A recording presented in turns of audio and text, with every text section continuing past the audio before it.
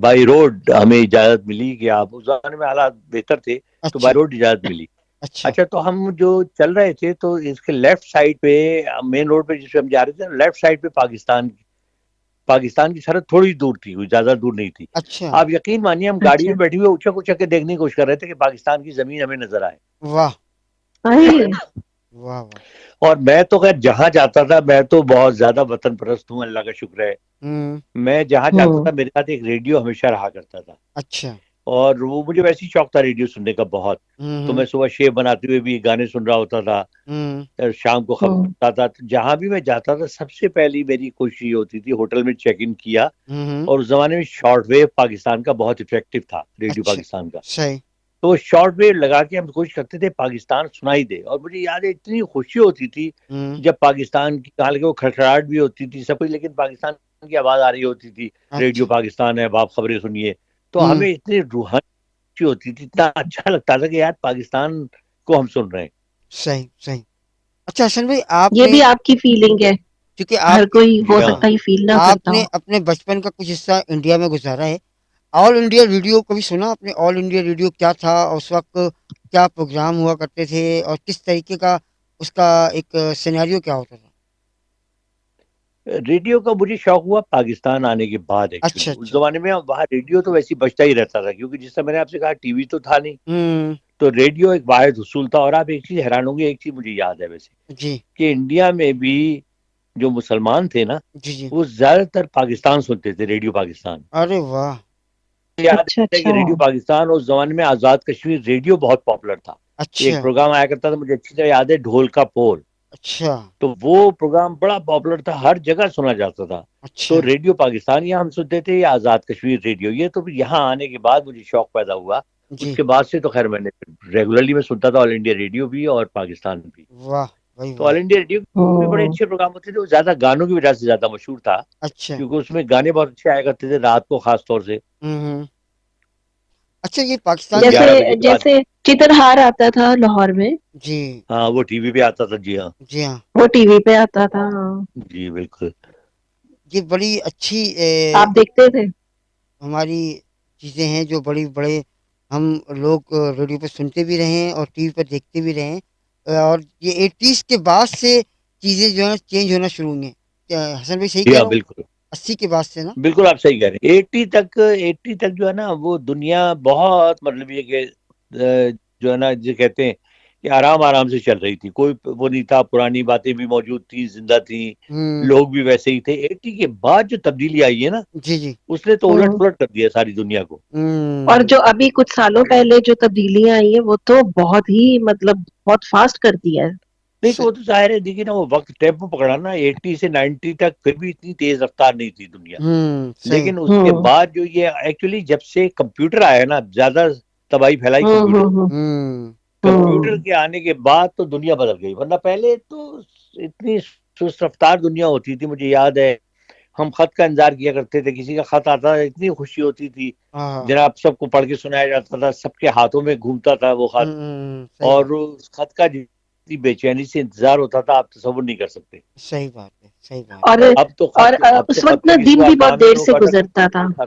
ہیں؟ دن ایسا لگتا تھا نا کہ بڑی مطلب کہ دن پورا بڑی دیر میں گزرتا تھا. وقت کی صبح صبح اٹھتے تھے برکت. لوگ، ہاں، وقت میں برکت اور ختم اب ہو گئی ہے. نہیں، وہ اب ہاں زندگی بہت جلدی لگتا گزرتی فیل ہو رہی ہے. یہ سب انہی وجہ سے، بھائی، یہ جو لگتا آپ دن بہت یقین چھوٹا کریں، ہو میں گیا ہے. کبھی کبھی حیران ہوتا ہوں. میں ابھی اس دن بھی اپنی وائف سے بات کر رہا تھا. یہ 90s کی بات ہے، کوئی دور کی بات نہیں ہے. میں 80s 90s میں میری مصروفیات کا یہ عالم تھا کہ میں صبح سے لے کے 8 بجے سے لے کے اور رات کو 11-12 بجے تک مصروف رہتا تھا.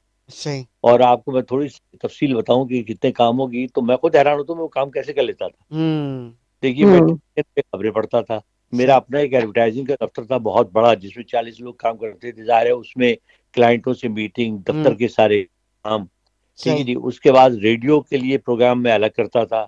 اچھا، پھر جتنے ڈگنیٹریز آتے تھے نا ان کے لیے جو تقریبات ہوتی تھی زمانے میں ریگولرلی ہوتی تھی تقریبات، جی جی جی. وہ اس کے لیے مجھے بلایا جاتا تھا شالامار باغ میں. اس اچھا. کی اناؤنسمنٹ مجھے کرنا.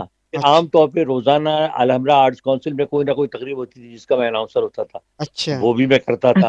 اچھا پھر ساتھ میں ایک میگزین بھی نکال رہا تھا کرکٹ ٹائمز. اچھا اس کا ایڈیٹر میں تھا. ظاہر ہے وہ ایک الگ اسٹاف, اس کا الگ دفتر, وہ بھی میں کام کرتا تھا. ماشاء اللہ. پھر جناب گھریلو زندگی بھی, بچوں کے ساتھ گھومنا پھرنا بھی. ہر جون میں ہم ایریاز کی سیر کرنے کے لیے بھی جایا کرتے تھے. یہ اب تو آپ تصور نہیں کر سکتے. اب تو میں دن میں صبح اٹھتا ہوں تو اس کے بعد, حالانکہ میں صبح وہی اسی وقت اٹھتا ہوں, لیکن پتہ چلتا ہے کہ آپ 2 کام کیے, آپ نے دوپہر ہو گئی, ابھی آپ نے 1 کام اور کیا, شام ہو گئی اور پھر رات ہو گئی. بہت لگتا دن بہت چھوٹا ہو گیا ہے. تو دیکھیے حضور پاک کی ایک پیشن گوئی ہے. آپ نے فرمایا تھا جی قیامت کے وقت جو ہے وہ جو دن ہیں وہ گھنٹوں میں اور گھنٹے ساعتوں میں بدل جائیں گے. تو ہم بالکل ایسا ہی ہے. کیسے ہوگا؟ صحیح بات. دیکھیے وہی ہوا نا کہ وقت کی رفتار ابھی تیز ہو گئی. اب مجھے پچھلا رمضان بہت اچھی طریقے سے یاد ہے, اور ابھی یہ دیکھیں سال گزر گیا, پتہ بھی نہیں چلا. ارے بھائی ایک جمعہ نماز پڑھ کے آتے ہیں, اگلا جمعہ پھر آ جاتا. صحیح بات. پھر آ جاتا ہے. بہت جلدی لائف گزر رہی ہم ہے. دھوپ کے ساتھ متھا لگا رہے ہوتے ہیں, اگلا جمعہ پھر آ جاتا, اگلا اتوار پھر آ جاتا ہے. صحیح بات ہے. اور آپ وقت کی بات کریں تو اتفاق سے وقت ختم ہو گیا پروگرام کا بھی. دیکھیں آپ کتنی جلدی سے گزر گیا. جی پتہ ہی نہیں چلا. پتہ نہیں چلا.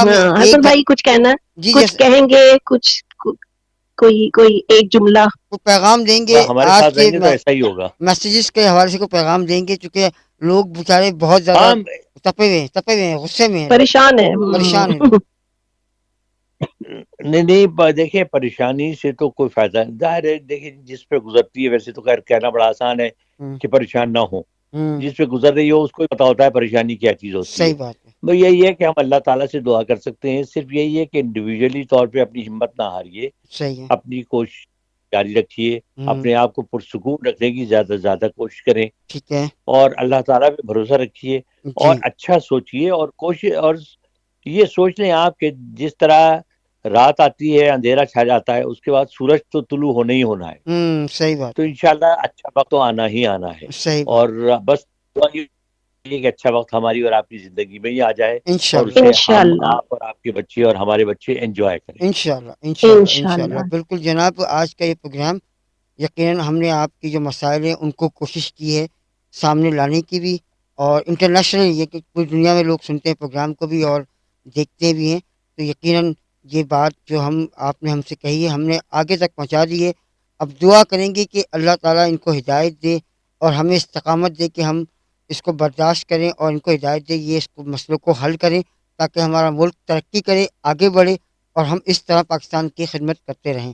حسن بھائی آپ کا بہت بہت شکریہ. Thank you. مجھے اور زوری علی کو اجازت دیجیے. اپنا بہت سارا خیال رکھیے, اپنے آس پاس میں رہنے والوں کا بہت سارا خیال رکھیے, خاص طور پر سفید پوش لوگوں کا خاص خیال رکھیے. اللہ حافظ, گڈ بائے اینڈ شب بخیر. اللہ حافظ.